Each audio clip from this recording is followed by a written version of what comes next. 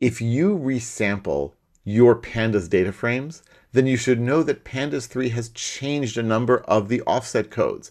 That means that when you upgrade to Pandas 3, which will be coming out pretty soon, your code will break and give you errors instead of warnings. In this video, I'm going to show you what that means, along with a basic introduction to resampling if you don't know about it already.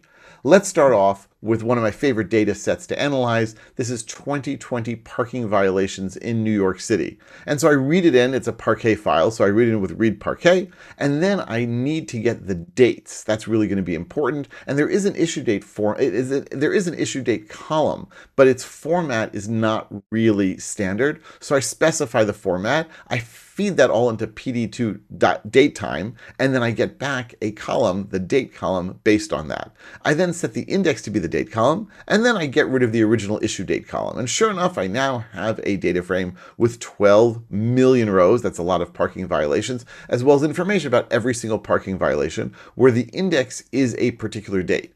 And so if I want, I can say something like df of summons number dot count. How many summons numbers were there? And we kind of know this already because we know how many rows there are in the data frame. I mean, I guess if they were nan, then they would not be brought up by count, but otherwise it's going to be the same number. And indeed, we see the same number here.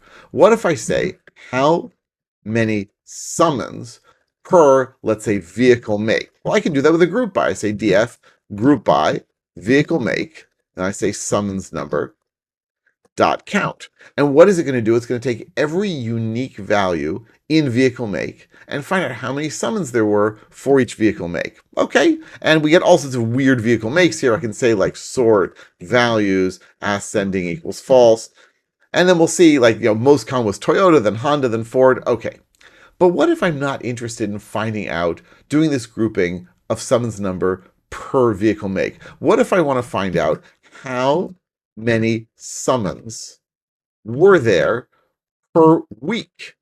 That suddenly gets more interesting, and that's where resampling comes in. So resampling only works when you have date time values in the index for a data frame, something we call a time series in the world of Pandas. And here I can't just use group by because I'm doing something like per week. Since when do we use per week? I can't group by that. If it were per month, I could do that. So I can say here df, and I'm going to say resample. I'm going to say resample 1w, and 1w means per week. And then I'll say here summons number, and I'll say dot count. And what am I going to get for each week from the first week in the data set to the final week in the data set, how many summons there were per week? There's just one problem with what I did here, which is it will take from the earliest date to the latest date. And as you can see, even though this is supposed to be 2020 data, it goes back to 1972, probably because someone forgot to set the date correctly. So let's just say here dot lock of 2020. And then we will have only from that one particular year. And then for each week in 2020, we will see how many summons there were. See, so January 5th, January 12th, January 19th, January 26th, and so on and so on and so on.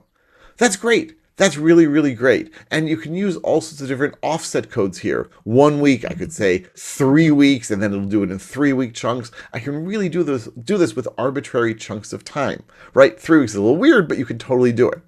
But what if I were to say, for example, I want to do it per month, right?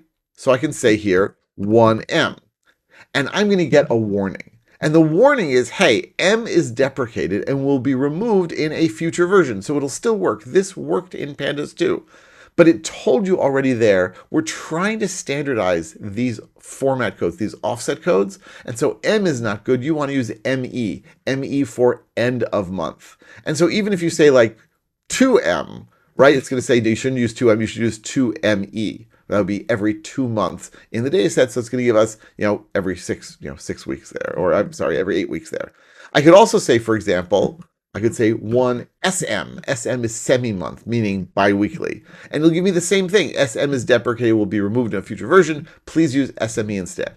If you've been using resampling over the last 2 years or so, you've gotten these warnings, and you've hopefully changed your queries to reflect these new offset labels.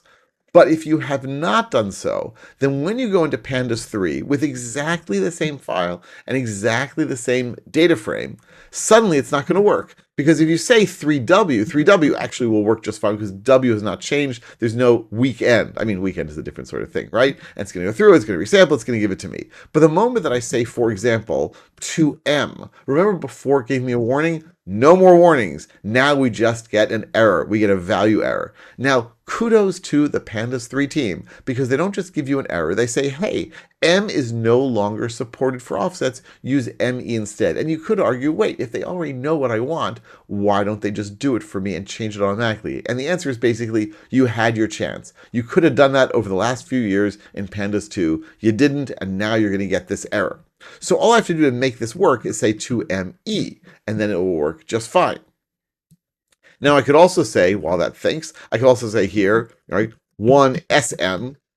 And remember, SM is semi-month every 2 weeks. Once again, I'm going to get the error. SM is no longer supported. Use SME. I say here SME, and all is good. I say 1 SME, and I get back for every 2-week period. There are a bunch of these that they have offset changes. And if you look at the list of what has changed in Pandas 3, so we have month end, business month end, semi-month end, custom business month end, quarter end, all right, business quarter end, year end, and business year end. By the way, quarter end is, of course, every 3 months. But if you're trying to get summaries for each quarter, don't use Q anymore, use QE. All right. I hope this helps you understand yet another aspect of Pandas 3 that is becoming more standardized and more consistent, but which might break your code when you upgrade from Pandas 2. Let me know what you think of these changes in the comments. Let me know what questions you have about upgrading to Pandas 3, and I'll be back real soon with lots more about Python and Pandas and everything in between. Thanks for watching.